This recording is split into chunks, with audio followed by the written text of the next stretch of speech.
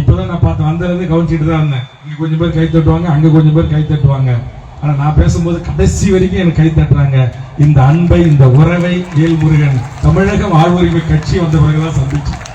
இங்க கூட விடுதலை சிறுத்தையின் மாவட்ட செயலாளர்கள் இருந்து எண்ணற்ற ஆளுமைகள், மகளிர் பல அமைப்பினுடைய பொறுப்பாளர்கள் அமர்ந்திருக்கிறார்கள். என்னதான் பாமக வந்து நான் வந்து பேசினாலும் கொஞ்சம் டிஸ்டன்ஸ் மெயின்டைன் பண்ணுவாங்க. ஆனா இப்ப விடுதலை சிறுத்தைகளின் தலைவன் அன்புக்குரிய திருமா அவர்களுக்கு அடுத்தபடியாக அந்த உறவுகள் என்னை நேசிக்கிறார்கள், அன்பு பாராட்டுகிறார்கள். அதே மாதிரி இன்னைக்கு மக்கள் மன்றம் நரிக்குறவு மக்களுக்கான துப்பாக்கி லைசன்ஸ் உள்ளிட்ட பல பிரச்சனைகளை குறித்து நினைச்சிட்டு போனாங்க. அங்க இது மாதிரி ஆயிரக்கணக்கான மக்களை உட்கார வச்சாங்க. இப்ப எங்க பார்த்தாலும் உரிமையோட வந்து ஒரு பாசிமணியை போட்டுறாங்க.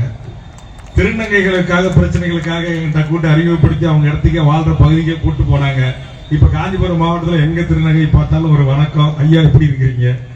அதோட இந்த காஞ்சிபுரம் மாவட்டத்தில் இருளர்களாக, பழங்குடி மக்களாக, இந்த மண்ணின் பூர்வீகுடி மக்களாக உண்மையான உழைக்கும் பாட்டாளி வர்க்கத்தின் ஆயிரக்கணக்கான உறவுகளுக்கு சொந்தமாக்கியது என்னை மக்கள் மன்றம்.